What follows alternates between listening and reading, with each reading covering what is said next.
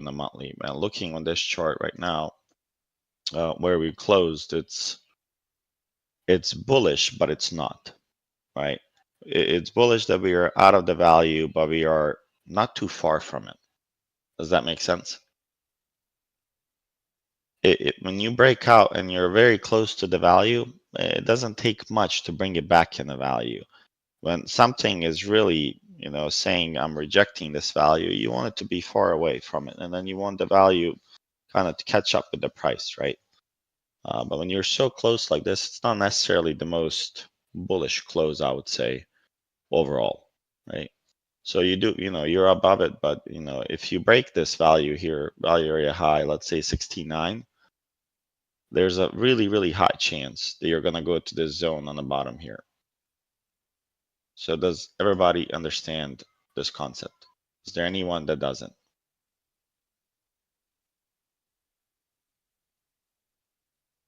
The 80% rule. Say it again.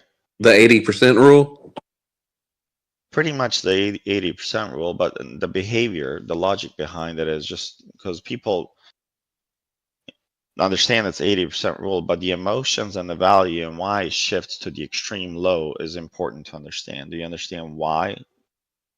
Because they failed to find value higher, so they, well, going back to the last place would be the POC, but so they test the other extreme. Other time frame buyers or sellers. That's correct. So both of you guys are correct. So first here, you don't have any value. We haven't built value above. If you do test the break here, right, and you break below, then they're going to start selling as well. And, most likely on a couple of these tests that we had, I believe is like what, 71. We had a handful of tests, right? I mean, you think about 4 hours, you had 1, 2, 3, 4, 5 candles, 6 candles touching that level. So, they're not too far from value on the bottom, but they're not breaking away from it. So if they're able to crack inside of this, you're expecting these sellers that were, let's say long time frame, like meaning not daily, right? It could be weekly or something smaller in between, but they might not find value here and they'll sell their inventory, and then they're going to look to see other time frame buyers might come in on the previous, what is this, January value area high, Feb value area low. It would be a good level to test the longs, because that's where other time frame people are going to step in. So if these people were selling, most likely they're going to look for a close until the cycle continues. The only time does this cycle would be broken, right, where it doesn't go like this, right, is what? When would this be broken? Like, when do you guys think the auction would behave differently? What if they announce that, there's a nuke going towards the United States? None of this, right, would matter, right? Who would find value? Be like, oh, yeah, there's value at 40, 50, 10 on ES, though. Let me go buy it. You see what I'm saying? Like, news and binary events, they kill all the logic of the market that can happen. But as long as the market is auctioning like this, the behavior is not changing. And usually it takes a lot to shake up the markets. Obviously, you guys see the inflation is not doing it. When you look at the PC month over month that they reported, you guys know this is like the highest ever we've had. Does everybody understand that concept? It's fairly fucking hot. Print's pretty bad, and yet, I mean, you had the huge spike, and then they had, basically a recovery, right, all the way up. So they're telling you that they're calling this a bluff on the Feds, that they're going to rate cuts. What happens if the Feds don't cut the rates? Historically, the market went down when the Fed cut the rates. And now the stock market's behaving how? Hey, we're going to have 7 rate cuts, and market's pushing on the idea. So buy the rumor, sell the news. So when they do have the rate cut, that's when it's going to drop. And do you really think we're far? If it's true that we're going to have 7 rate cuts, then, the bear market's close. But according to the data the Fed's presenting, do you think they have, can they cut the rates? Not yet. It doesn't seem like it, right? So it's going to be important how it plays out, but this is bigger than just doesn't matter what you believe in economics, whether you're Keynesian or Austrian economics, but constant spending and not being able to pay the debt back is a problem. And for us, as a country being the world reserve currency, it's not a problem yet, but too much of this can cause some pain, whether it's for the currency, whether it's stability of the currency and the economic power. It can all kind of bubble up. So when you think about value, right? Value is good as the market is auctioning like this, and the markets usually dump on some news, right, where they sell the liquidity off to people that they pumped with the upgrades, like Apple and a few others that they utilize to manipulate the masses, right? So don't go with the masses, don't go with the crew. That and all the points that KSN and you mentioned are correct, right? We are targeting this. If we crack the 69 or 70 level, call it, there's a high chance you're going to go all the way to the bottom. So you're still not bearish, and your pivot for bearish on the monthly time frame would be this value area high. Does that make sense? You would be looking, how do we respond to this level as we come back to it?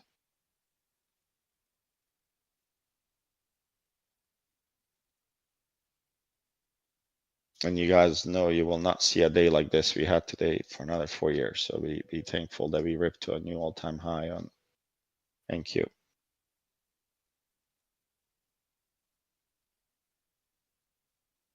Okay, so I'm just gonna mark this as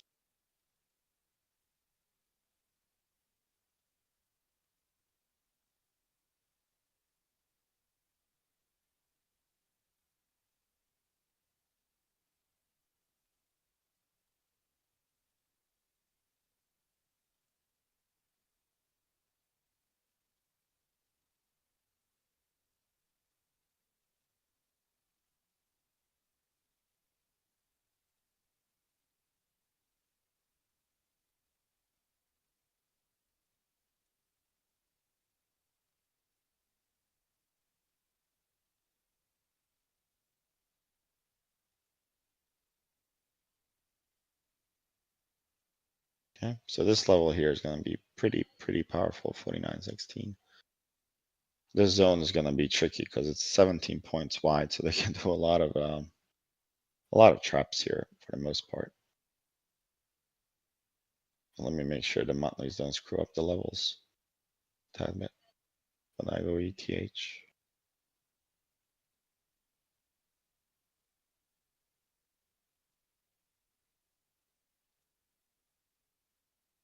All right, so let me look at the weekly. So we're out of balance on monthly, and we just closed the month. Let's take a look at the weekly.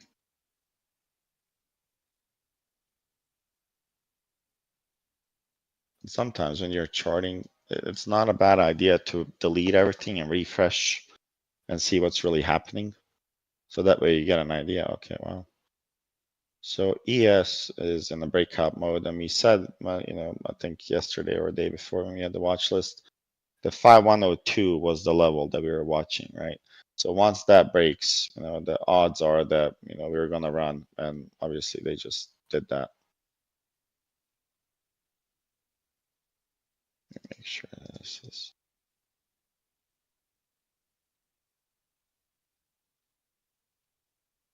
Man, but the value area on this is just beyond me here on the weekly. From the class, do you guys remember what this means?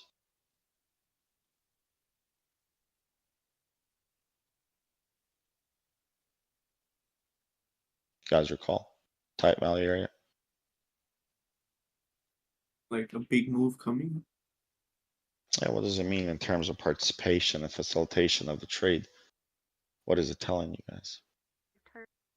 They're happy with the value in that small range. Less people. It means There's that not there's the less. time frame participants. Yeah, that means that this is a lot of short-term intermediate traders here. There's not a lot of other time frame participation, because when the other time frame participation gets in and other participants, you would get a wide range. That means you're going to get a lot of different prices and offerings. When you don't have a lot of different offerings, does that mean there's a lot of sellers? Can you buy something for less if nobody's offering for less? No. I mean, if you want to buy a Lambo for $15,000 brand new, you can put your bid there right now, and you can die and check, and you're still not going to get that Lambo, right? So it's the same in the market when there's not a lot of participation. If they're not willing to sell these prices lower, right, and they're breaking out of the value area high, like on the weekly. So now what we got to monitor is what?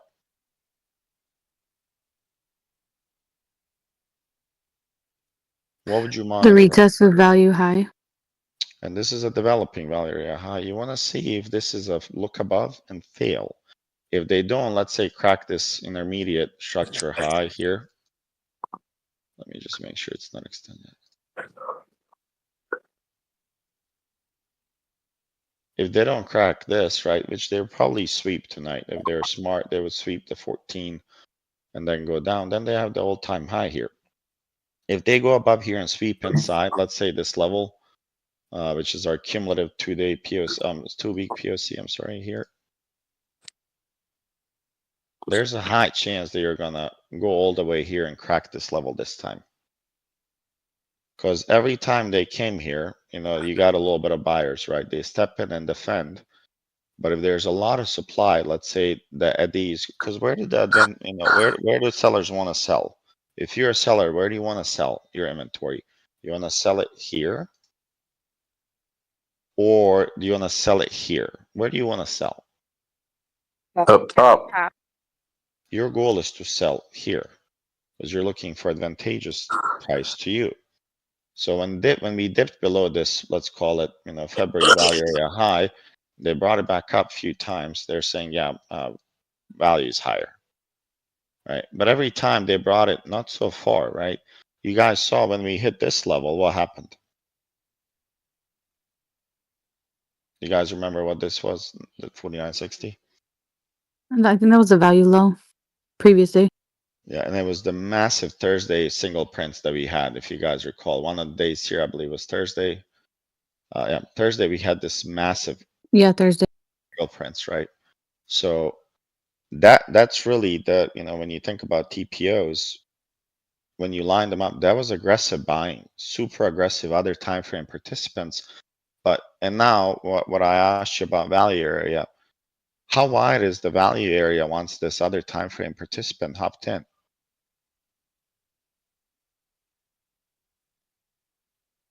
Yeah, a real lot wide. wider than the top. A lot wider on the top, right? So what we are seeing here, if these are single prints at all at the top and they're not able to do this, do you see an end of the bull market?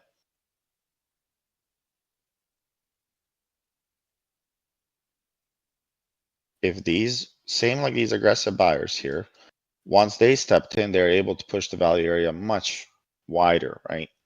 So when the other time frame sellers, there was some access here, right?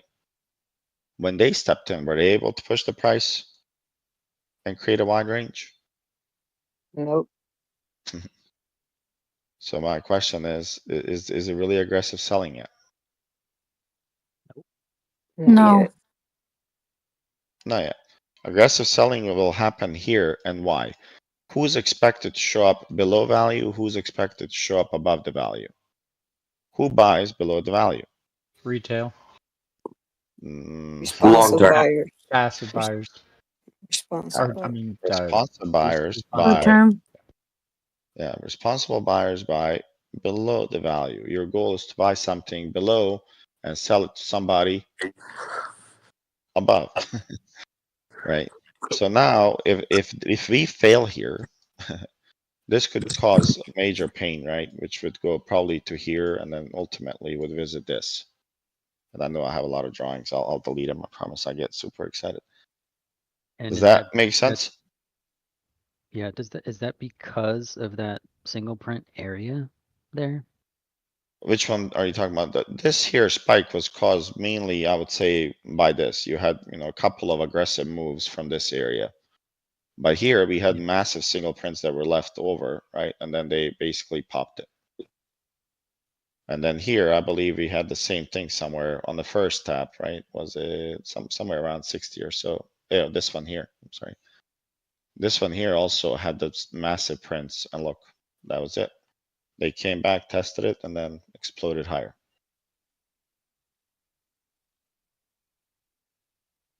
Okay. So we got to watch this, right? I mean, let's see how they do around, because to measure the directional performance of the market, what are the 3 components you guys need to focus on? It was in your class. Value area width, Mm-hmm. One. volume, Uh-huh. and So she said volume. value area placement. Uh-huh, yeah. How many people knew the answer to this? Be honest. Did everybody know? I did No, not. No. Was this in your most recent class? Yeah. Okay. The PPTX? Yeah. Wow. So how would you measure, for instance, if this is valid, right? When you think about these 3 components, where's market trying to go? The first question. Higher. Zoom out. Higher.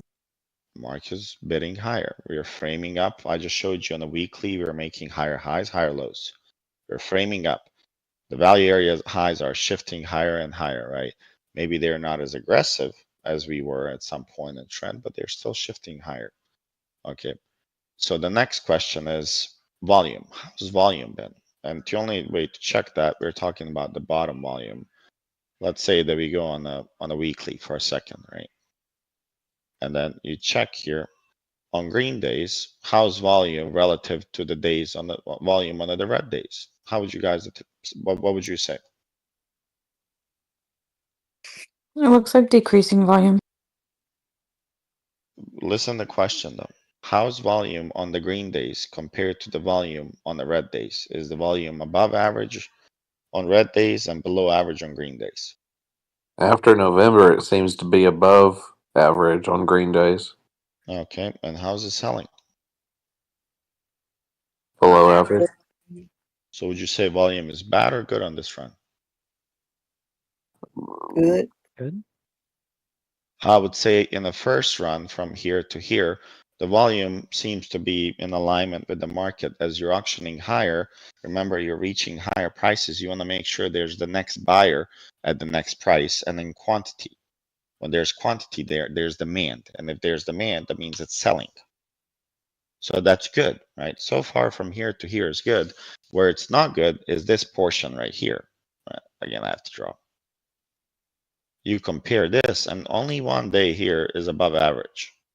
If you're selling something and it's high demand, should be a lot of volume transactions, right? If you're selling iPhone 5s and it's in demand, do you need to drop the price of iPhone? No. Especially if there's a backlog, right? They say you're not going to get an iPhone for 6 months. So most of the people, what they do is, well, let me put my name on it, right? So sometimes you have artificial demand, right? Where the volume is not so high, but you melt up.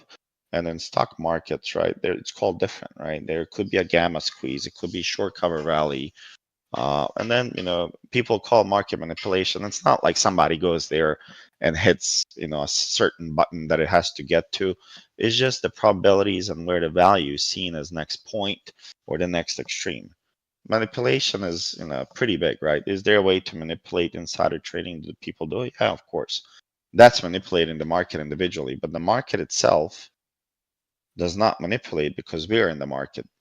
Are there stronger players in the market, than me and you that can do on average 2 contracts, max, if you're lucky, sometimes 10 for 14 seconds? Yeah, that's doable. But the point is, as the volume goes down, as you're auctioning up, that tells you that, the buying has slowed down. But what hasn't happened yet to tell you this is over, anyone know what that is? Selling hasn't picked up. The selling hasn't picked up, and that checks off the first box, I would say, on volume. So does everybody understand for directional measurement why the volume? I explained it to you now to refresh you from the class. Does everybody understand now why volume? Yeah. Okay. Because I had a crazy idea that we would pick students to teach everybody else where you guys stream and try to teach. Because the only way you'll know something is if you can teach somebody else, actually. So maybe we do that. Well, we'll pick KJ and Free together first class. Not me. I'll be the student. You can do it. I think both of you guys can handle it. All right, value area width. I think I covered that one prematurely, right? Does everybody understand that? Meaning, how wide is the value area? The wider the value area, the more participation there is, the more price differences are, the more buyers, the more sellers are in that marketplace. I gave you guys an example in the class of oranges. If I'm the only guy selling oranges, and there's demand for oranges, and I'm asking for $6 and you offer me $5.50, do I have to take it? No. Yeah. I just laugh and I say next, right? But if there's a lot of people selling oranges, right? And I price mine at 6 and the guy next to me is at 5 and another guy below is at 4.75, and this guy comes in, okay, I'll buy 5 pounds at $5.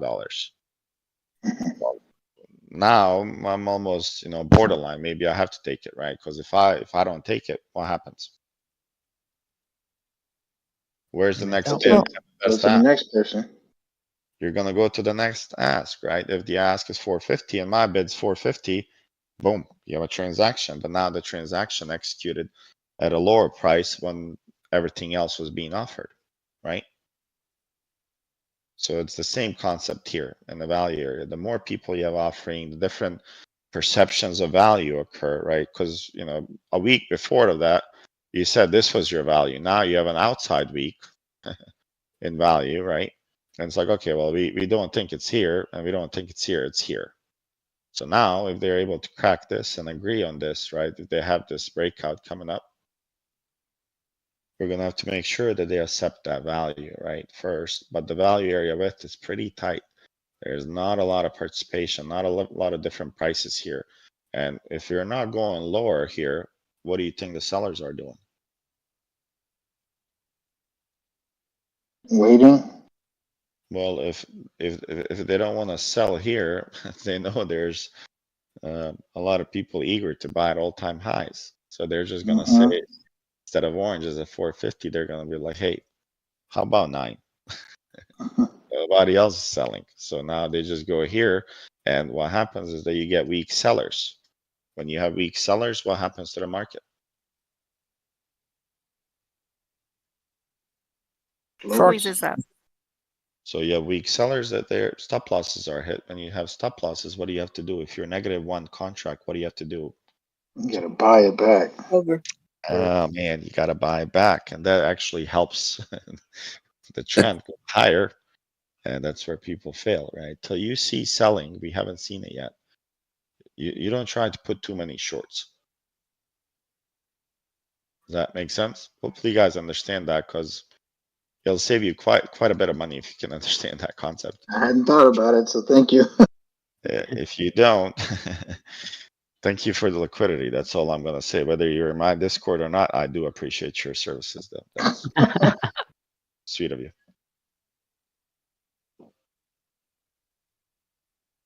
Okay, last one. Why is this one important? I think we covered it a lot. It shows the overall health of the trend. If it's smaller and not as high up, it's losing steam. Okay. Now that you said that, I want you to write the conclusion. Okay. So in my head, when I wake up, I'm giving you guys a literally backhand of what's in my head when I look at the stock charts. A lot of you guys think I see these lines, but in the back of my head is the story that I'm trying to give you guys piece by piece. Market direction. Which way is it going? Up. Okay.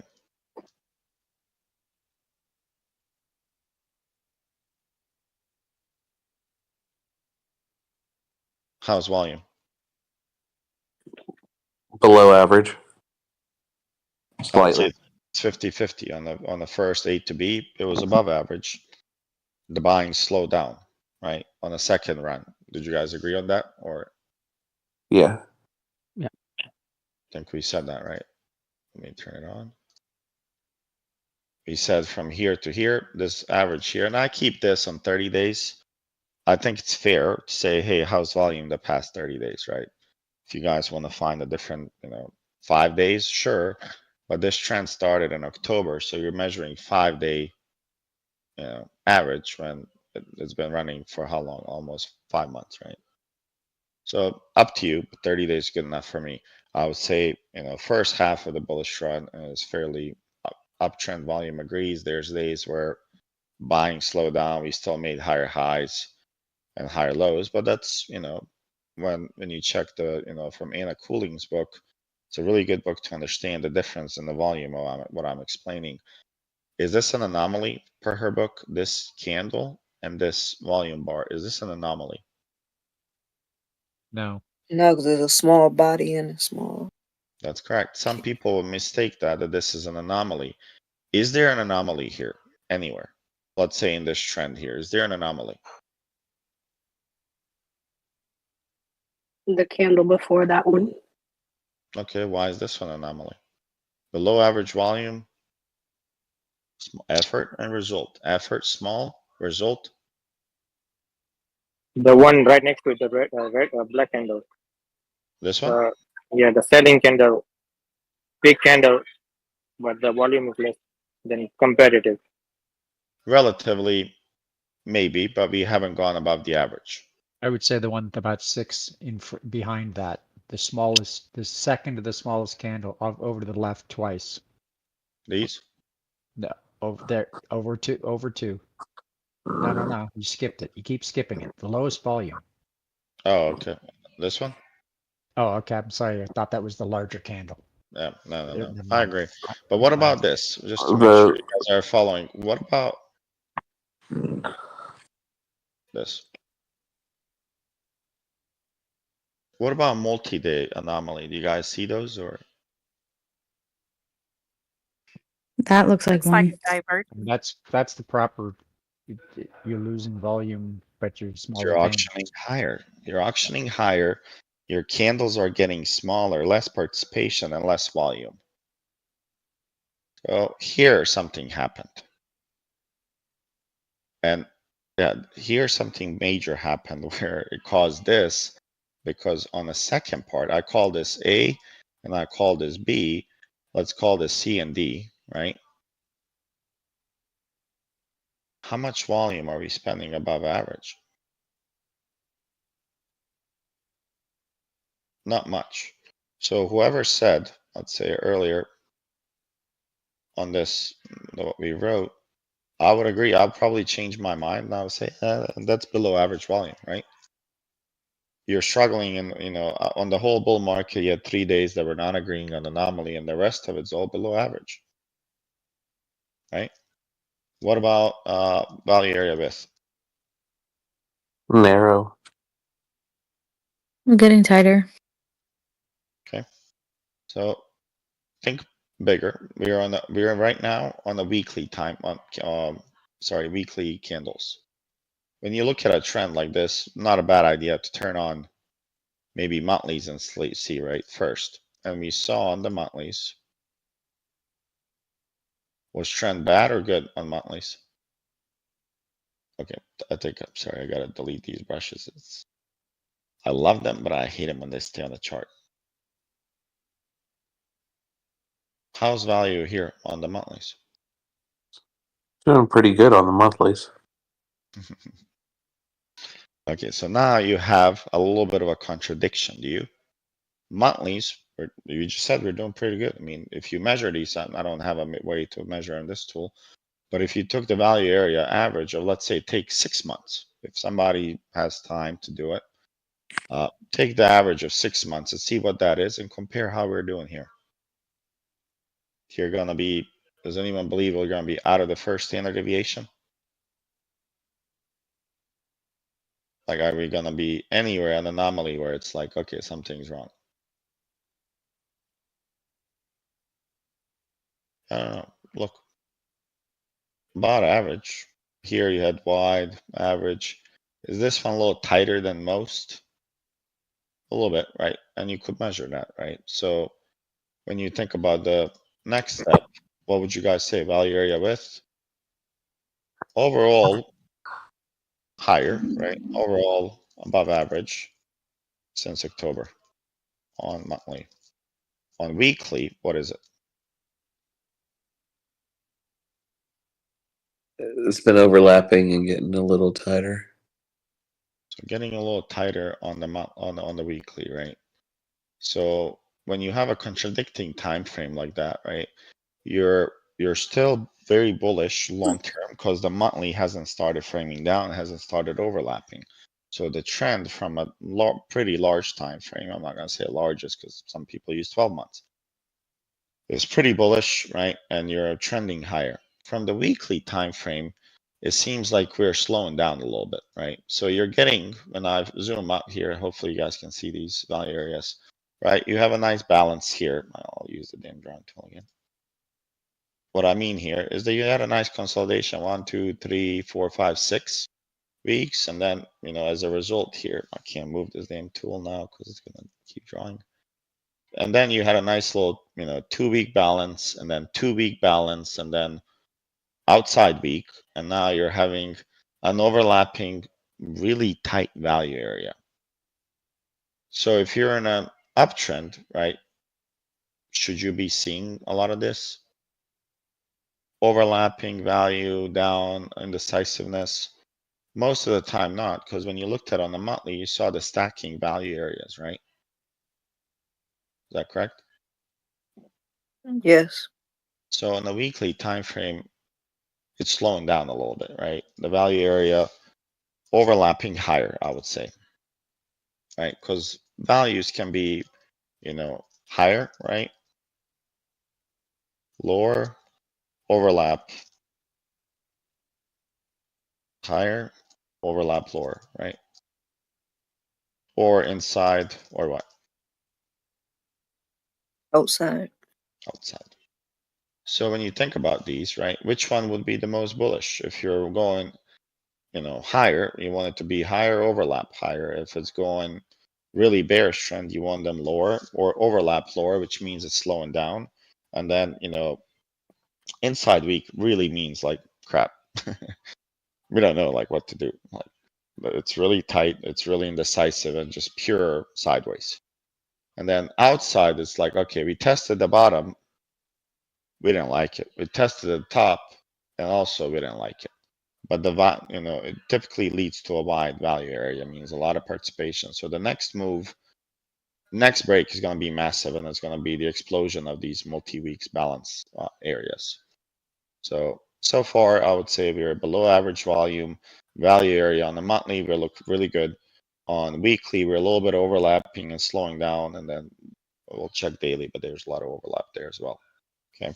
And then the third spot, the third point that we had is the value area placement.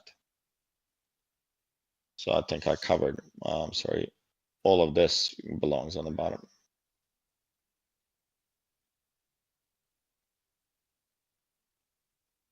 Kind of covered that here. Value area placement. So we are overlapping higher, and that's fairly bullish. So overall, the trend is still good, but it is slowing down a little bit on the weekly, and then we'll see it on the daily as well. Does that make sense how you kind of gauge the sentiment now using, you can use TPO or volume profile to gauge that. It's not different. One tells you the time, one tells you volume. So don't confuse which one is right. You need both to determine like what's going on. If you're spending a lot of time in RTH session and volume is not picking up, what is that telling you?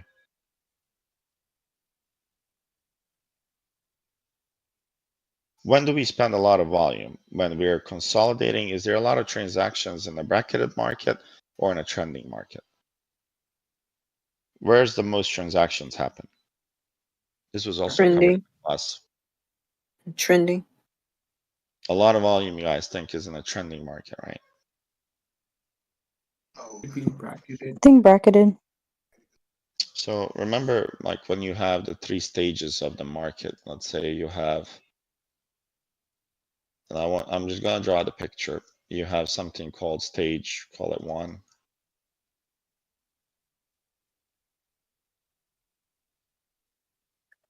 Maybe in accumulation phase, Shorty. So you do accumulation, then you have something called markup, right? Now they gotta look for victims, right? Because they bought it here.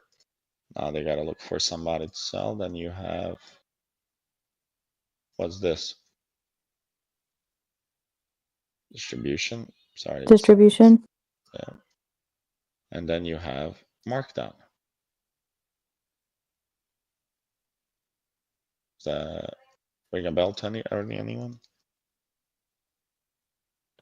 Yes. So Yes.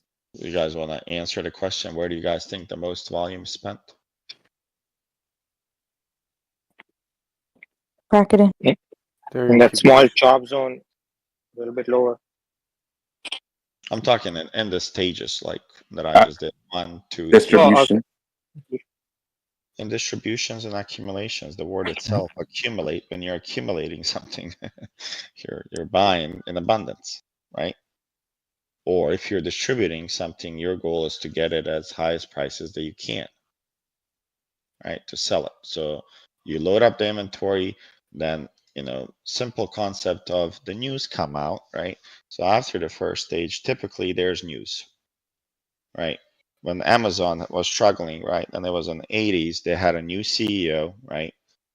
Jeff Bezos stepped down. There's a lot of bad news, came down, and then, some changes in the management, right? They released a little bit of better numbers, but still overall weak estimates, but the stock and the perception of what they changed is huge,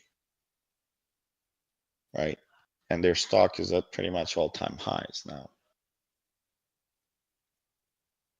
So I don't know if it's making sense, but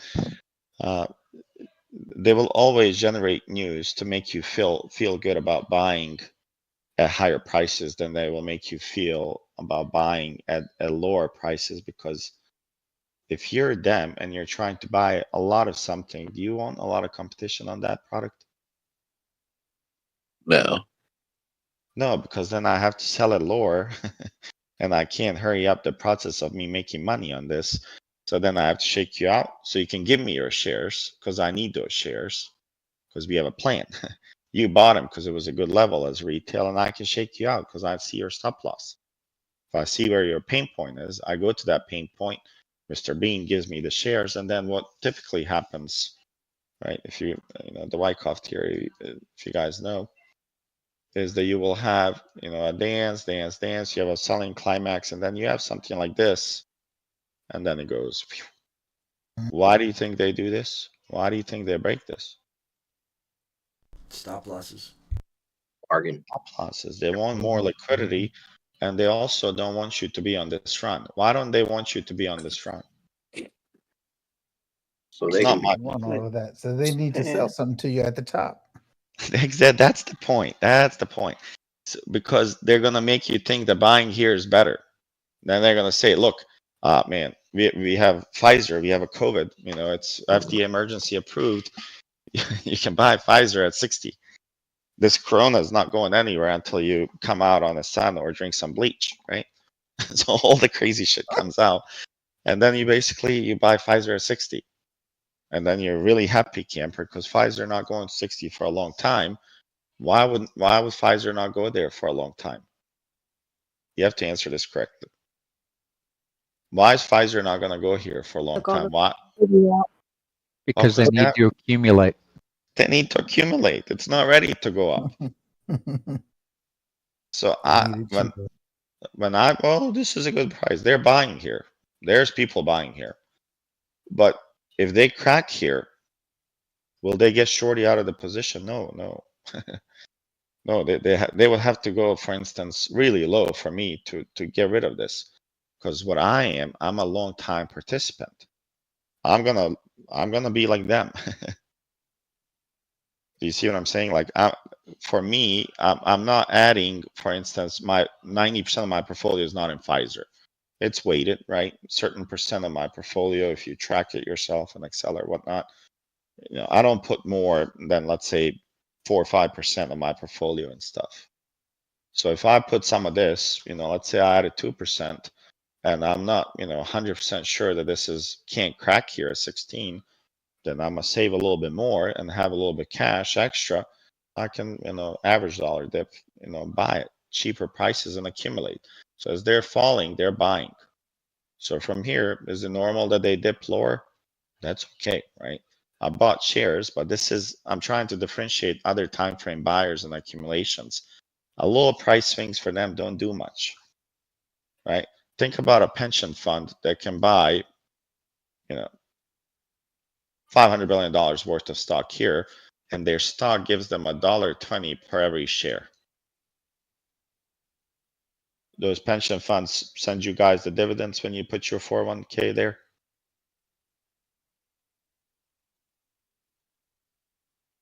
You guys check. Oh, sometimes they don't share the dividends. You get the capital gains.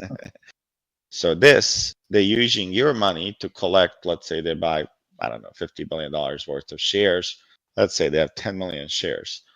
10 million shares times $1.20 every year over, let's say, how long, from 2010 to 22, over 12 years. If you do the compounding math on this, what they buy here compounds capital gain, the dividends, and if there's by any chance some stock splits, this investment's, you know, a couple of $100 billion then. You had dividends, you had capital gains, and then if you had splits, you had more, right? More dividends coming. So it becomes really, really interesting, right, on how it's structured for long-term buyers to actually be a long-term participant. And like I mentioned before, is a long-term seller ever going to sell Pfizer stock here? No, No. we're gonna buy. So what happens to the inventory at the bottom? They're buying. They bought it. Is there a lot of inventory to buy here? Yes. Yes. Yeah, it's high value. So if there was a lot of inventory here, but the long-term sellers are not selling here, you guys just said, where did the long-term sellers sell? At the very top. It's at the top. Yeah, top. You guys have to pay attention. The long-term sellers are selling at the top. They're not going to sell at the bottom of 10 years.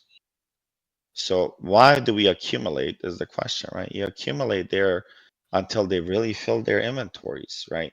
So most volume happens in balances. Most transaction happen when you have a buyer and a seller that's happy with the price. Trend market is a result of me and you not agreeing on a price. I give you 5, you say you want 550. Okay, we go higher. I'll give you 550, now you say you want 6. And that's how much volume can you have here if the price is constantly being lifted higher? Can you have a lot of volume? No, there's less available shares to be No, traded. that's correct, because if there was a lot of volume, here's a footprint in the indirect class. If there's a lot of volume here on ask, right? Let's say 1 million. I'm just gonna pretend this is 1 million. You follow along. I can't draw.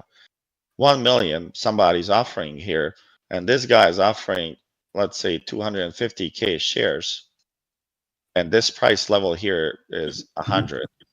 Is this price going to go higher? 1,250K here. Bid, ask. Is this price going to go higher? No. No. Why not? The 1 million is gonna absorb the 250. That's exactly right. Unless, what happens? Aggressive buyer comes in and exceeds the million. Yeah. And they Well, push it up. let's say there was a buyer at 85 and right here, and he was sitting here with 1.5 million shares, which could be a guy that's sitting A long-term buyer sits at lower prices. So if he's sitting here to buy $1.5 million, 1.5 million shares, and he's not getting filled, why would he not get filled here? Is because the seller wants higher prices. So that means the price will need to go up to the higher prices. So the long-term sellers look to sell higher. Long-term buyers looking on the bottom, and there's no inventory here because we just said the long-term sellers are not ever. How often did the long-term buyer meet with this long-term seller? Never. Yeah, rarely at all. So what they do here is people. I'd say Drew has 2,000 shares. How many Drews does he need to fake out before his order of, let's say, 250 is filled? 250,000 shares. 125. Yeah, thank you. So 125. So is that a lot of people to fake out? Yep. I mean, 125 people in the market's not a lot. But if I have to buy, let's say, 2 million shares, and sometimes it's higher than that, now it takes longer, right? Till I fulfill my orders, it'll take some time because I'm buying from Drews and Beans and Shorties and Sammys, right? You're buying from individuals, and the news and emotions are always fearful at the bottom. The world's ending. Recently almost ended in October. Right? Everything was crashing. The world was ending. It was bad. And yet we're at all-time highs. When you hear news, really stand out and think, what are they trying to tell you in terms of the market? Because right now in the market, everything seems to be okay. Is anyone hearing any bad news about economy? Shorty, can I say something? Sure. Yesterday I saw on Twitter hashtag stock market crash was trending, or yeah, it was trending on Twitter. And I mean, of course, today we fucking rocket. Yeah, government shut down, whatever. Yeah, government shut. That's a joke. I'm not gonna go into that topic. I could talk about it for an hour, but no. Does that make sense now? Why? I want to make sure you guys understand the balance and the volume, right? So if the volume is not being exerted, like it's not there in an uptrend, you know, that's okay. But as long as the bars, 2 bars, right, green and red, are matching, meaning what we are seeing now. On red days, low volume. On green days, above average, or you want to see it above average and growing. We're not seeing that, but we're not seeing sellers step in. So the sellers are being greedy and they're asking for more, like I explained now. So hopefully that makes sense when you're looking at the analysis. And I wanted to do this just to kind of see the understanding of the class, to be honest, from last week. Okay. So does everybody understand what I did? I did the monthly, I did the weekly, you know, now we're gonna switch to daily to formulate the plan, understanding the bigger picture and knowing that we have a weakening on the weekly, right? And a below average volume. So the auction is not the healthiest, but now we gotta look for the weakness. Where's the weakness, right? Does everybody follow why and what I did? Yes. Yes. Good. I like the idea then of you guys teaching and I listen. That'd be fun.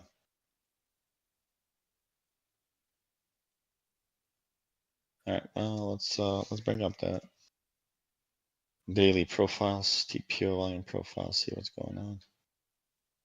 If they come up to date. KJ, I liked your TPO. It just looked a little squished, the letters, but overall it looked pretty clean. I don't know if she's on, but hers looked pretty good. I think she's using some special ones from TradingView. So. Trader do. Trader do. Okay. Thank you. Oh, Frankie. Yeah, Frankie has good stuff. Oh, man. Who's Frankie? He's a developer on TradingView platform. He writes a bunch of scripts. It's like, I want to meet Frankie now.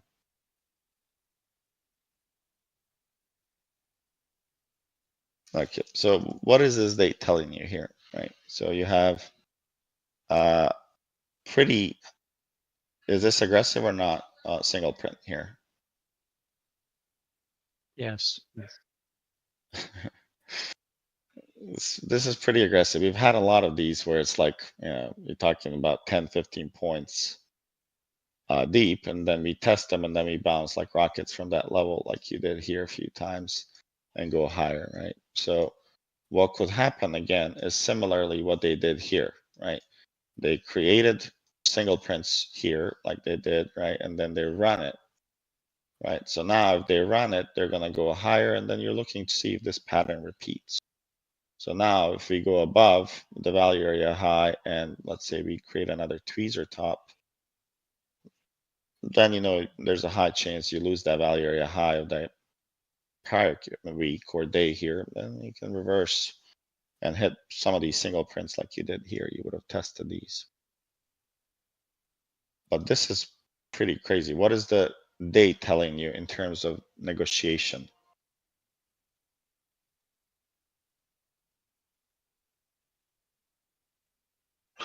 Who entered the auction?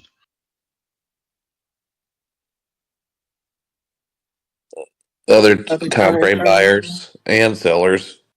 Okay, good. When we entered here, did they enter here as well? At the top, yeah, the sellers. Other time frame sellers entered here, and they also entered here. Then a little bit here, a little bit more up top, then not as much here, right? And a little bit more here, a little bit more here, and then a lot here, but then a lot here as well.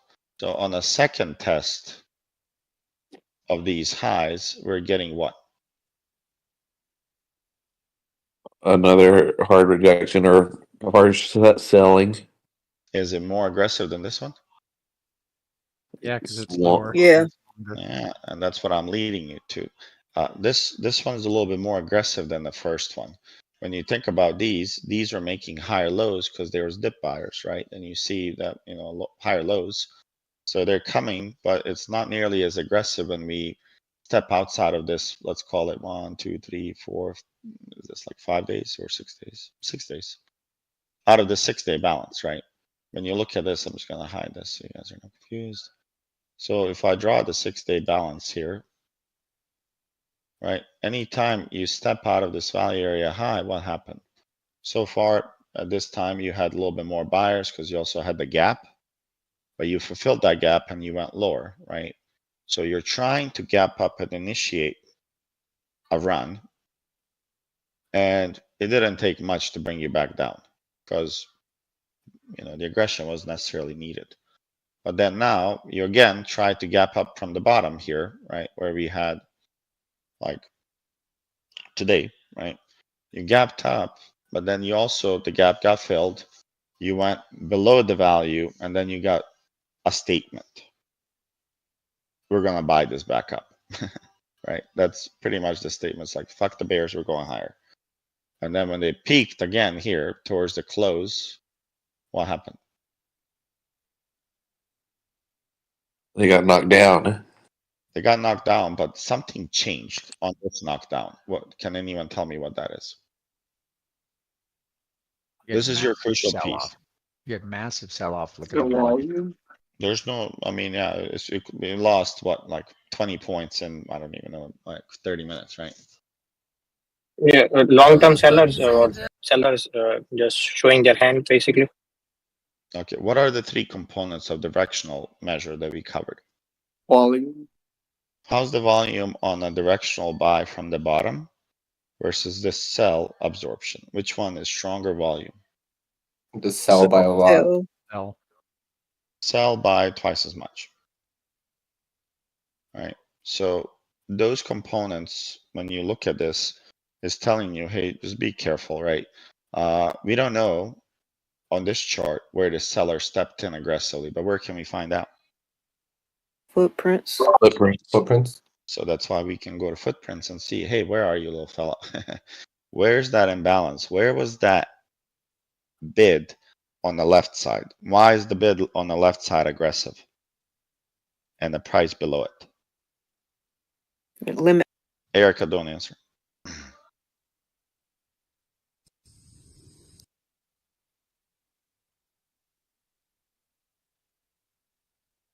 Robot, why is that? Why is that aggressive when you have a bid that's inflated and imbalanced and price is below it? Kind of heard Eric a little bit limit orders.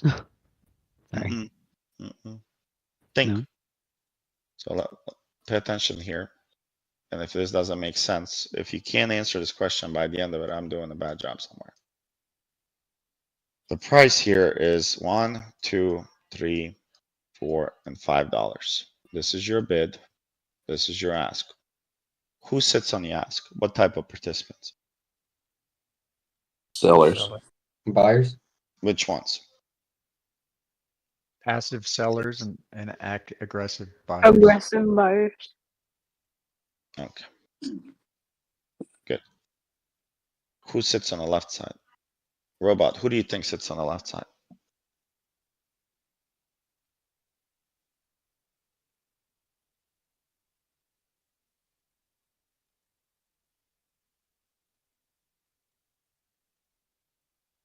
It's okay. Just think. If on the ask, if I'm selling something and I ask you, I want $20 for that, am I a passive seller or aggressive buyer?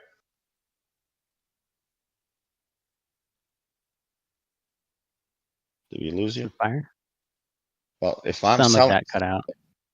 if I'm selling something, I'm selling oranges and I'm asking for $6 and I'm not taking Aggressive any seller. bids below $6. I'm a passive seller, meaning till you hit me with my ask, you're not getting this product. So you can offer $5.50 for your oranges. I'm asking $6. So that's making me a passive seller.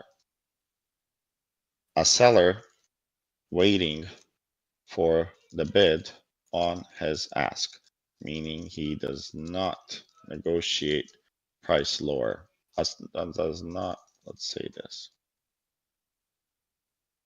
Okay, what about aggressive buyers on the right side?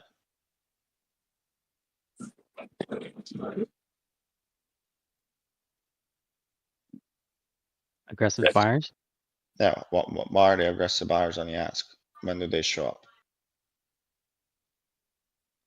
Buyers that will Are those limit buys or market buys? market buys. Market buyers, yes. Okay.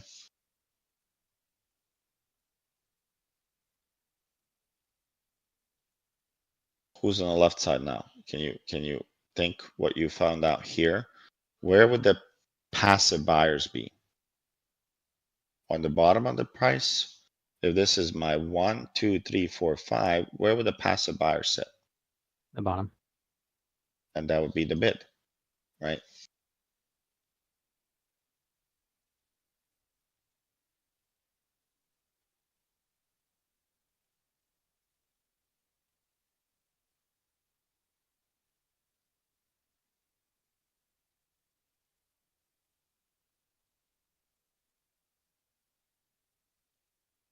Does that make sense? Yes.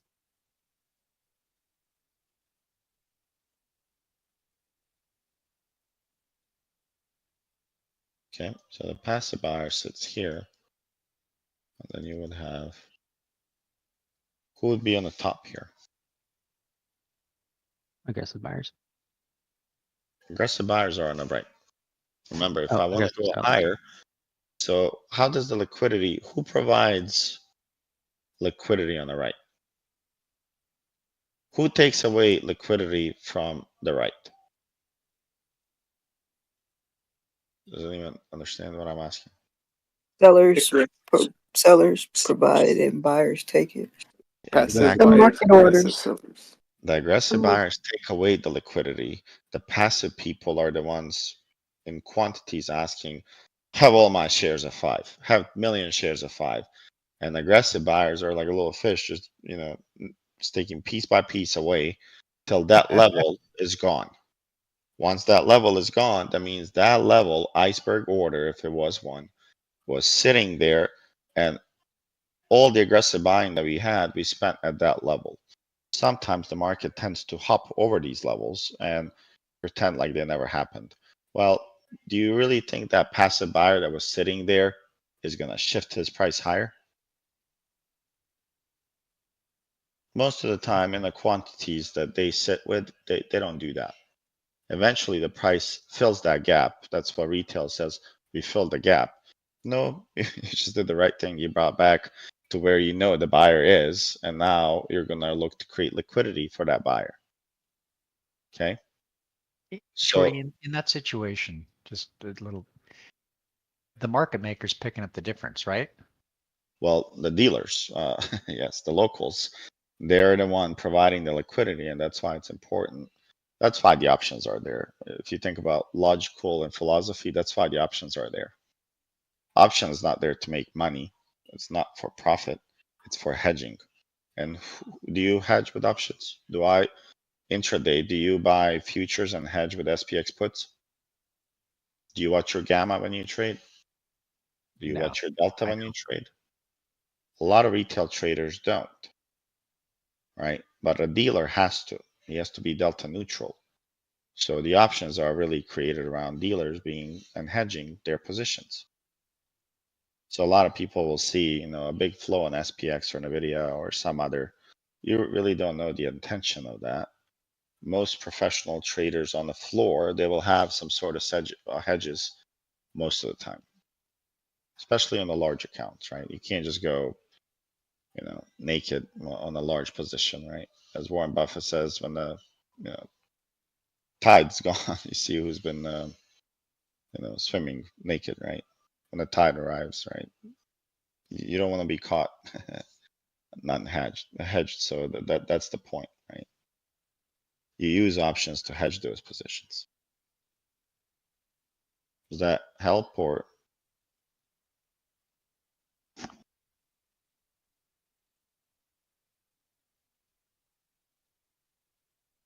Bean? No? Yeah, that's fine. Bid? So who would this be? If I'm asking for $6 for oranges and you offer me $5.50 and I take it, does that make me aggressive seller? Or you become aggressive buyer? You're an aggressive seller. I would be an aggressive seller. Because I'm accepting a price below my initial ask. If my ask was 6 and I'm willing to take 5.5, that means I'm eager to sell to you, right? So does this help you answer any questions I asked earlier? Yes. Okay. And if this is too much for you guys, I can get back on track, but as I'm going and I'm talking, I'm giving you a little bit more detail on what it actually means. Because I think some of you guys see the book, right? You see the PowerPoint, but I don't know if you can sometimes connect the PowerPoint and a chart and all of the meanings together. And that's what I was kind of trying to give you a few concepts that's in my head. I have a question. Sure. So I've often heard, or you hear people say that aggressive buyers and aggressive sellers are the ones that move the markets. Mm-hmm. But like, say we have like a giant limit order though on the sell. Mm-hmm. Would that also move the market, or does that happen to cause the aggression on the other side because of that order? Well, just think about if you can visualize this, right? Simply, right? Are you familiar with iceberg orders? I've heard the term, but I don't. Okay. Think of an iceberg order, right? I'll give you an example. This one has 10 million shares to sell. He got an order from a client. The client called him and was like, hey, we're a mutual fund. We need to get rid of these 10,000 shares. We have zero interest in this. And that happens a lot, right? Warren Buffett, didn't he buy TSM not too long ago and he offloaded shortly after? Right? He did. So they know they can't sell 10 million shares at, let's say, this level at $200. What they do is they break this order, right? That's right. Mm-hmm. They break it down. I'm not going to draw $4. Imagine $4, 2.5 million each. And then they're like, okay, we're willing to take, they give you what we need for this return. They put one order here with this price range. They put another one here, and then they gauge the market, right? And then the news pop out, or a lot of stuff happens, right? To make sure that this is out. So if you have, let's say this is the small portion here, 2.5, and the size of this green one is your, aggressive buyers. How many of these do you need before you move to the next level at 220, the iceberg order sitting there? So they're going to fulfill this because they have to hit the average maybe of what the customer or client's asking. I'm selling a lot, I want this much, and I'm expecting this return. Okay. So then they have a job to do. Right. So now if these people are buying here, you need a lot of these guys to come in. Once they absorb this level of a limit seller, then you get a spike. Right. And why would you get a spike? Is because if this box here, again, identical box, if you're a seller, are you going to leave it here? Think about this. They absorb all your buys here. Are you going to leave it right here? Move it up. You're gonna move it up. Oh, you'd be stupid if you leave it there or overlapping, because that's not valuable. You move it up. And I said balances have a lot of volume because the limit seller has a lot of volume. He has 2.5 billion shares to sell in this box. So when this happens, a lot of people don't like trading trends because they get thrown out, because in their head they're in balance, and 75% of the days stock market are in balance days, right? So now you see, right, there's no volume, and now this piece that would be quadrant 2 is getting filled. If there's no net new buyers, remember we talked about the auction and volume. If the volume is not growing with the, on the green days, that means you're not getting a lot of, attraction there. So if this guy notices that selling this, he's like, oh crap, we might have to offload a little bit more than we planned because we might not hit this box because we don't see what? The demand. Orders. Mm-hmm. So if they don't see the demand and what Bean said, so what if this guy's like, man, put the another block there, 2.5 million shares? Well, what is the purpose of the locals, the dealers, the market makers? What is their purpose?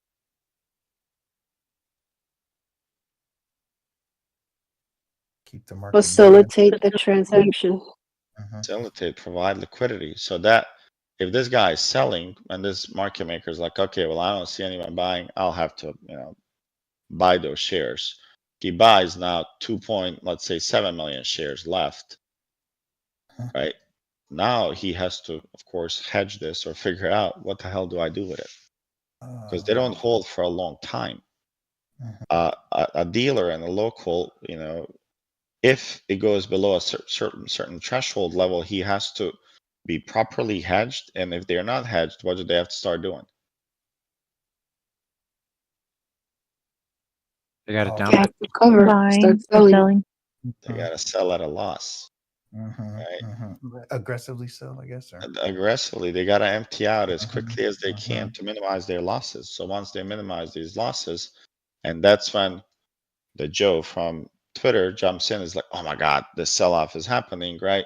And then he helps accelerate, because now that's the emotional selling. The real selling happened here. The Joes and Moes are here. And as they're selling, they become late.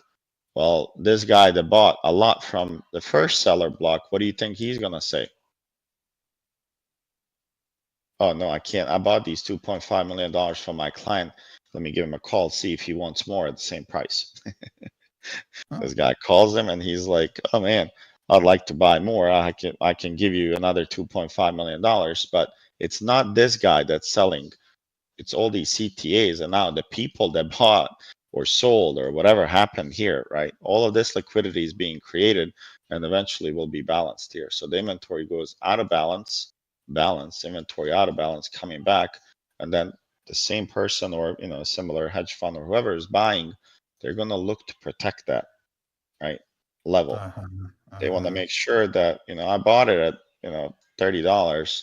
It's coming to 30. We know that it can run to 18 below this level. Do we buy more and cause the surge in price? Because when you have these heavy buyers, other time frame buyers, you saw it today, when they step in, they explore quickly. They're quick, and they're, when the price drops below value, they bring it back in value or higher. So that's what they do here. And when you think about, what I teach in terms of volume profile, is you learn about the values, and then there's also, man, I drew a lot. I'm clicking, my finger hurts. When you think about volume profile, you learn the value areas, but then you learn where's the high volume node, which means there's a lot of volume. So in bracketed markets, is there low volume or high volume? High. High, yeah. So that's what I was explaining now. Okay. So right now, I mean, what would you want them to crack before you guys consider, hey, yeah, you can go higher. This is gonna pop to all-time highs.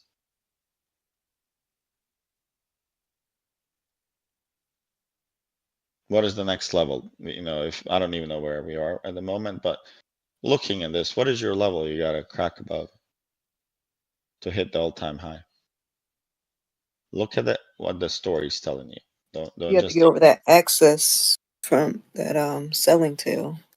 Yep. So as long as you crack above 105, high odds you're gonna run. The only problem you have here on your first tail that you had your value area high of that candle of that all-time highs. So far, it showed up here today, and we did not like it much, right? So is there a chance that you can run for 105 to 110? Yeah, but is there also a chance that you get screwed here over 5 points? Yeah, a lot. So I would say you're bullish once you start absorbing this excess high. But remember, this is the start of the excess high, and it goes all the way up here. So to truly go up, it's not like you got to absorb here, because if that's the case, then we should have been going down here, correct? Because remember, this was 67 was the excess start on the bottom, right? When we had that spike. Let me see if I have it here. I'll hide this first. It's right here, right here. So that would have happened here. Does that make sense? So that doesn't mean just because you absorbed a little bit of access that you're gonna, reject or go higher. We don't know until you look at the footprints. Where is that? Right. So maybe it's 110, but for me, if you can absorb 110 and eventually take out, this 14 level that we rejected, and also pay attention. That's where we kind of opened that day, and boom, we sold off and we put in some lower lows, right? We changed the character last time from there, from this open. So, and look where we rejected today. They came to that open and they rejected it. So now let's say they break 10, they break, 105, you're paying attention. You're like, hey, you're inside the single print, something's off. Now you're checking to see if those other time frame sellers are getting absorbed. Imagine those boxes that I just had. I'm not sure who I was talking to, but imagine those boxes now sitting here, right? There's 4 of them. How many are absorbed in that axis, right? Between that one and that one. Once they're all absorbed, I showed you, where does the box most likely go next? Goes higher, right? Most likely they're going to trigger and they want higher prices, and dealing with all-time highs is, a little bit different than, not dealing with them. So you got to look for fibs, right? Next level, what is this? 5140 and 5160. So that would be the next levels we target once you're able to, let's say, crack this. I say crack 14 and a half. You're going to be here very, very quickly. That's what they did last time. They hit the 127 after the top. Okay.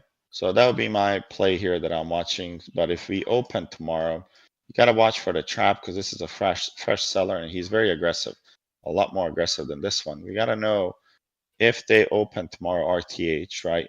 Where are they in terms of Are they below? Are they opening below 105? If they are, that guy wasn't participating in that session, right? Maybe he's gonna show up in the New York session at open. If they come in here, he's just gonna slam it from the open. Wouldn't that be something similar? You went above the open and then they slammed it. So that's what you gotta watch for tomorrow. See where we open. If we crack that open, that can be really, really bearish for tomorrow. So that's another trick that you can play for potentially, open below the open, and that could be the sell-off because there is a massive seller here, right? And then, if you lose, for instance, if you lose this level here at 93.75, then, you're targeting the bottom, right? So you have some value area highs stack here 2-day, below that you have 85, and that's the level I would probably mark like a little zone here.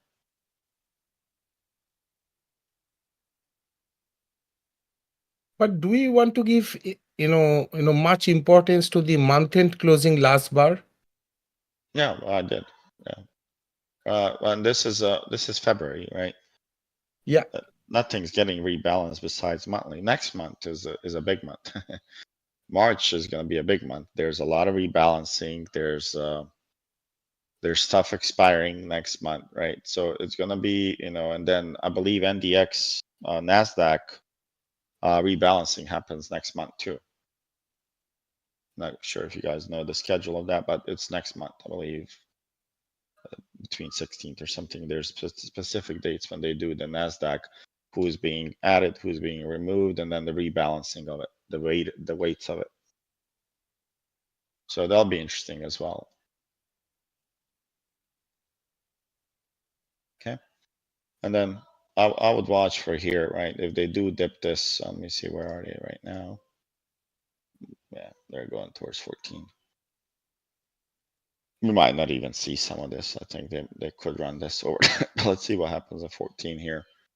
Yeah, So I feel like overnight we've seen that a lot where they've run it up levels that otherwise they wouldn't be able to make it through during the day. Yeah, they will, because Asia is strongly up, all markets. Yeah. And Already at 12. So overnight, anything that cracks below 5109 becomes a little troubling. And what would you guys say about inventory tonight? It's net positive. Net long. Yeah, we're net long. Does everybody know how we can tell that? Yeah.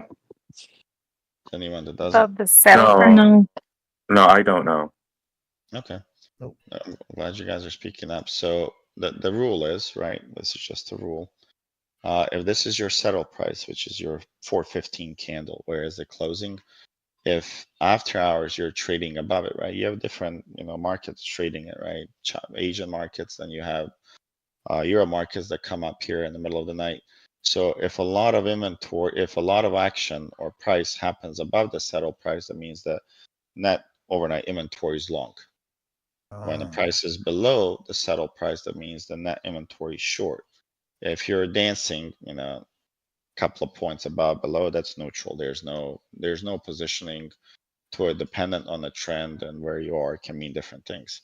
But why is it important to know that if you're net long, right, overnight, and here we don't have much left besides all-time highs and this 114. There's not really much left in terms of levels. If they spike here, typically they like to do what to those net longs overnight?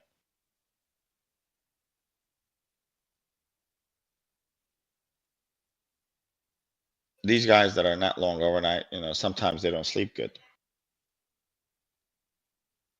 Or if you're not short, you don't sleep good because there's a high chance they're gonna take that inventory and they're gonna balance it back out. Remember I said inventory balances, imbalances, coming back and balance it. So if it's not long, what do they have to do to hedge when they're like, wake up, drink their coffee? They're like, oh, let's shake these fellas out. Run, stop, run, stop. These guys start selling, right? To cover, sell to cover, sell to cover. They're like, okay, we're good, bye. And now these guys are out. They provided the liquidity. They bought it where they needed to buy it. Does that make sense? An opposite of also occurs on the bear side. Does that make sense now? Settle price, inventory long, short. Yeah, thank you. Yes, thanks. Yeah. It's good to mark your settle price. And, you know, when we look at the market, right? Overnight, 30 years ago, was overnight low important, or whenever the markets, the futures came out, 1980 something, when they came out, was overnight as important as it is today in the global economy? No, probably not.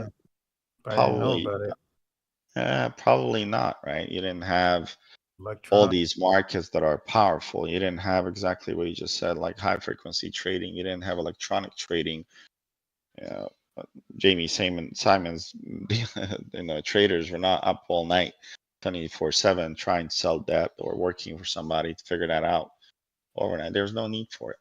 Now the economy changed, man. Somebody needs corn, bushels of corn. They can just fucking buy it online, and it becomes delivered. Right? You get a little truckload of corn. So the economy, global economy, got so advanced. Now it matters. So overnight low, high, pay attention to it, right? Especially if you see, let's say we're not long, and let's say this is overnight high, which very well could be, but I think they're going to sweep this level above. So if this is our, high, overnight high, and you see that we can't get over it, and let's say you lose this 510 level, I don't necessarily think that's a bad short, right? Because there's a high possibility, right? Even if you look at this overnight print, telling you a clear message, right? Once you auction below this right here, right, you're most likely going to be looking to come all the way to 504, right? Catching 6 points overnight based on that simple logic of overnight inventory balance net long. You fail a key level, most likely there's no volume here, so most likely won't be what volume there when you go down. So you're gonna, hit somewhere a little bounce depending on where this showed up. But eventually the guy that had order sitting here and imbalance waiting, he's gonna get filled because you'll give him the inventory, the guy that was not long, the weak buyers. Okay. All right. Well, I think I talked enough. Hopefully you guys picked up some stuff. I want to come with a different mindset of seeing the class almost, presented from my brain, what I understand, why I put it, and how you see it on the chart. That was the intention. Shorty, can I ask a quick question about something you said on live earlier today when you were trading? Yeah, what was it? I was during the B period, we had that extremely long buying tail, and during C period we continued up. But you had stated during on live that we probably will test that. What was the logic behind that, with it being such aggressive buyers that you knew that they were going to test that? So typically, if you go back and you look at some statistics of this, the average of aggressive buying tails is between 9 and less. Right, and at that time, if you guys go back in time, you'll see that was it was a pretty decent tail. Right, the longer the tail, the most likely that somebody's going to chip away at that supply. Just think of it like logically as those boxes we said. I have a lot of inventory to sell. I came up to buy there, and you had a lot of inventory to sell. So I bought as much as I could with the money I had. I'll go back and get some more money, more buyers, and I'll see if I can take a little bit more at the higher prices that you're asking for. So they came back, and that's how, if it's more than 7, let's say TPOs, or 9 in the middle of the day, typically they come back sometimes to dip it a little bit and scare people away. And those buyers are able to get your, prices cheaper for themselves because they already showed up once and maybe you didn't believe them. And they let you dip in a little bit because if they're getting priced cheaper, is that good or bad for them? Good. That would be good as long as it doesn't go below their price, and now they gotta see a loss on their screen, right? So when you see an aggressive buyer, you're expecting them to retest it and chip away, but they should hold. Usually I said what periods are important. Initial balance A and B. So if you see it, I said, if you see an A and B axis, high chance that's going to hold. And just go test it. Look at spend 30 minutes, look for charts and look how it works.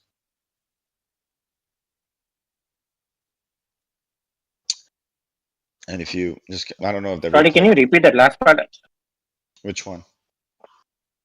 Like to go look at the charts? No, the access thing. The access, right? I mean, if in the middle of the day you have a really high access, like let's say more than 7 TPOs initial, that means first there's a lot of volatility, but that access has to be other time frame people. So if it's really aggressive, the opposite side is going to try to chip away whatever that is, whether it's at the supply at the top or on the bottom, right? They're going to try to chip away and test it. And typically the A and B periods carry a little bit more aggression. In the morning, there's a lot of volatility. There's a lot of news.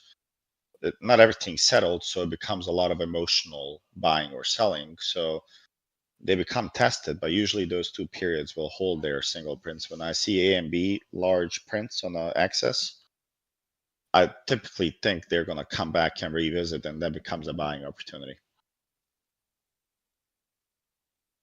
Or selling, whether. Thank you. Just on NQ today, they actually, it was one of the rare cases, I guess they exceeded it. The G period. 11:30, they went lower than the B. Let's take a look.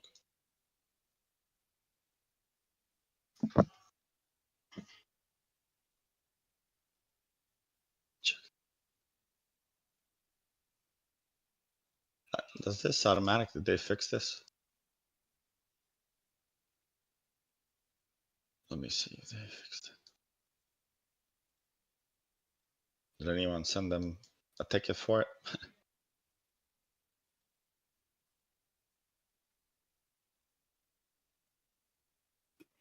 A ticket for what?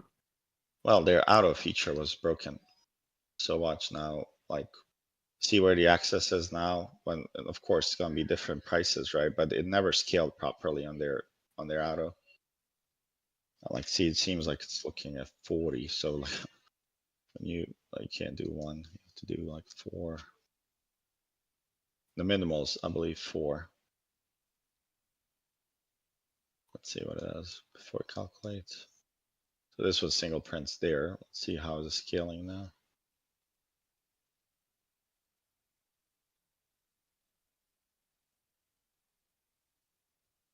There's 5. They got a little bit better. So the access here is what you're talking about. Pretty strong access on the top.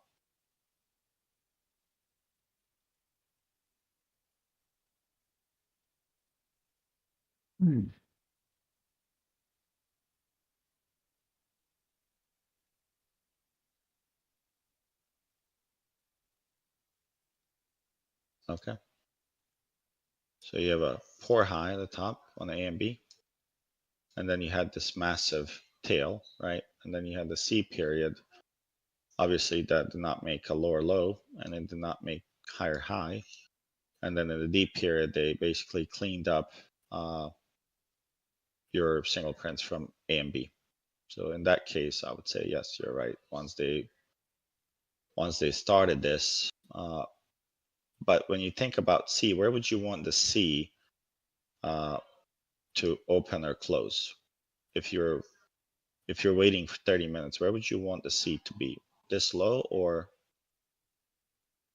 when the C period starts, where would you want the price to be?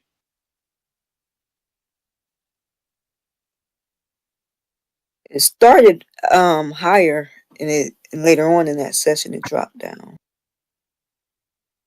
Let me see. So here's your C, right? It started kind of right at the POC, right? Mm-hmm.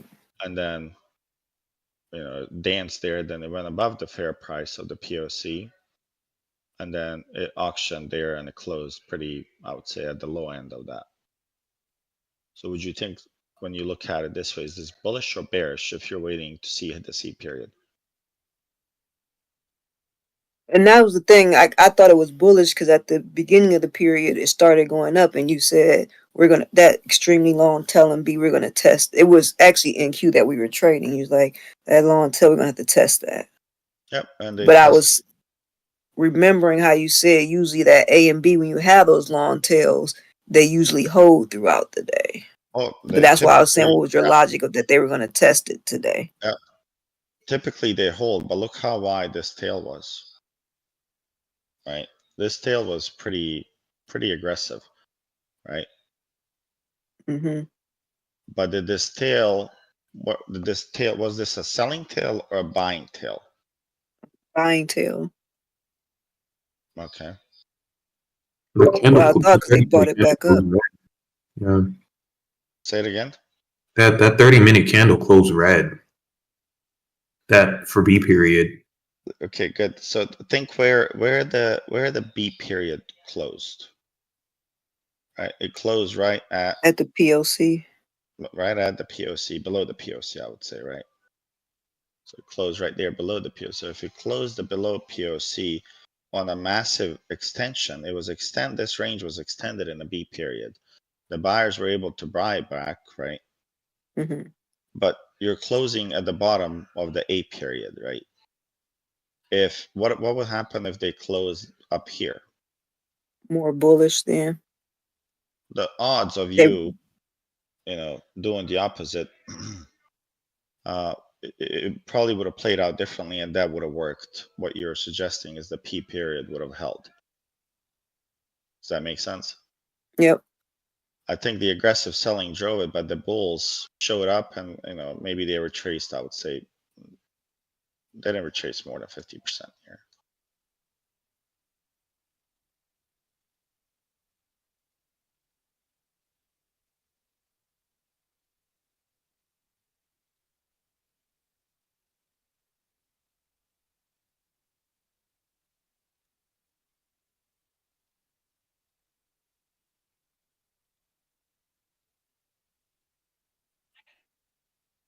So they retraced all the way to 61.8 of that, which is in this period they didn't even come, right? They came to 50, and I would say closed at it. In C period, they went above that, and they're like, okay, well, we went above the discount. They're going there, and they tested it and then got rejected again multiple times there. So it seemed more bearish on the looks between the candles and the timing spent at those levels. The the bulls did not show full control.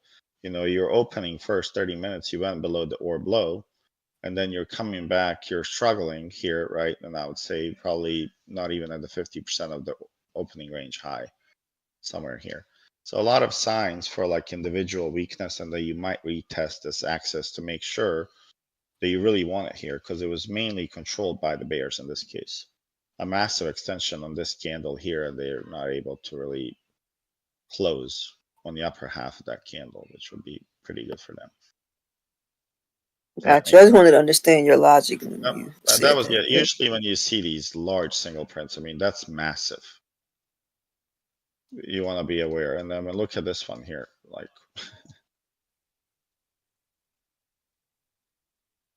you fill the gap, right? And then you get these massive buyers. Again, other time frame buyers coming up. So what are the odds that we test this? Pretty good odds. This is pretty good stopping volume too on 5 minutes, right? Small body, a lot of volume. That's what you're looking for. So basically, when you see a tail like that, you want it to end up being bullish. If you want it to close green, if you want to trust it as like the low for that to be held. Especially if you have A and B stacked like this, I would want it to be inside the A range. And when I say inside the A range, I don't mean by the wicks. I mean like the body of that candles to be inside the A range, because that would mean the sentiment changed over 30 minutes. And here, I don't know if the sentiment was necessarily changed 100%. Does that make sense? Yep. Yes. Okay. All right, guys. Well, that'll be it. I'll be live tomorrow. I'll see you guys tomorrow, and hopefully you guys picked up something new today. We appreciate it. Thank you. See you Thank later. you. Thanks, Shorty.